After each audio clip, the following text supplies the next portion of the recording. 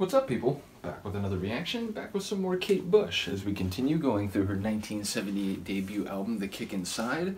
It's been very eye-opening for me. Again, it's an artist I just knew basically by reputation. I did know one of her tunes, Running Up That Hill. But yeah, even just going through the first half, essentially, of her first album, I've just been shocked, not only at her vocal quality and range, but at the songwriting creativity and sort of use of pre-existing art and adaptation, which we saw with the last track, Wuthering Heights. And in that regard, I wanted to give a shout out to Tommy. He did mention that originally the label wanted to use the track we're going to listen to now, James and the Cold Gun, as her first single for the album, but she insisted on it being Wuthering Heights. It's always interesting to me. I've been deep diving on a number of different groups, and in several cases the fans of the different groups have told me that either there's been disagreement between the label and band as to which singles should be chosen, or which tracks should be chosen as singles, or in some cases dissent between different members of the group as to what the most appropriate tracks would be. So yeah, it's always an interesting thing to me to learn about the sort of process of, you know, putting out singles, generating interest in an artist as an album is getting ready to be released, and so on. So yeah, it's a thing that I was interested to read, and shout out to Tommy though, because he also said that, you know, despite Kate not wanting to use James and the Cold Gun as the first single, it really is a banging track, so looking forward to that. But yeah, bottom line, the phrase is a bit hard to get a read on because there's a proper name in it, James. You know, that could be a lot of different people, or it just could be, you know, a character created for the purpose of a narrative or like a visual scene.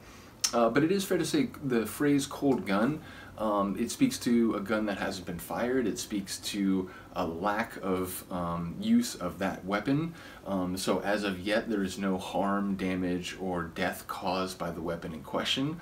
Now, again, there could be like a different metaphor at play, but that's immediately what comes to mind, is that a cold gun is one that has not been fired. So we'll have to see if James is the one with the gun or if the gun was pointed at him.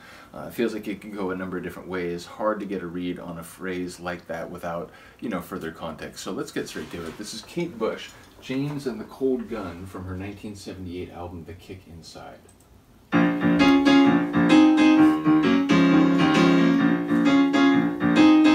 Sort of a piano frolic.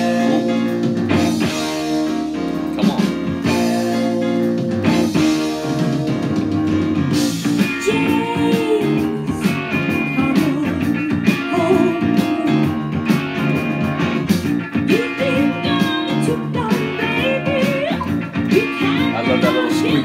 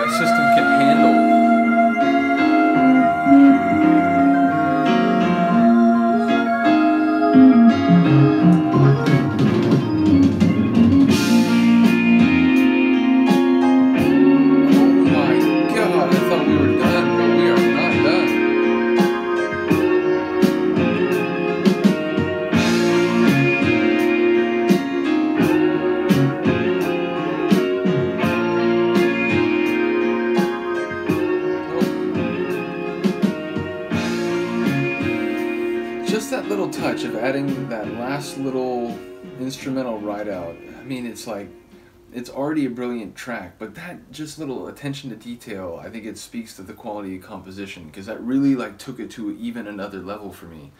So yeah, lyrically, I gotta hear it some more. It does sound like it's someone who ran out, someone who perhaps had a problem with alcohol, maybe, someone who became violent. I didn't hear specific reference to either the lack of firing of the gun or the possession of the gun. I did hear her like reference the gun, but I'm not sure exactly the narrative in question here. But it does sound like maybe a father figure or some, you know, like important male figure in someone's life just ran out, perhaps shirking their responsibilities, perhaps because of a fear of what they might do given that they maybe are drinking. Again, I just caught bits and pieces, so if I'm totally off base there, I do apologize.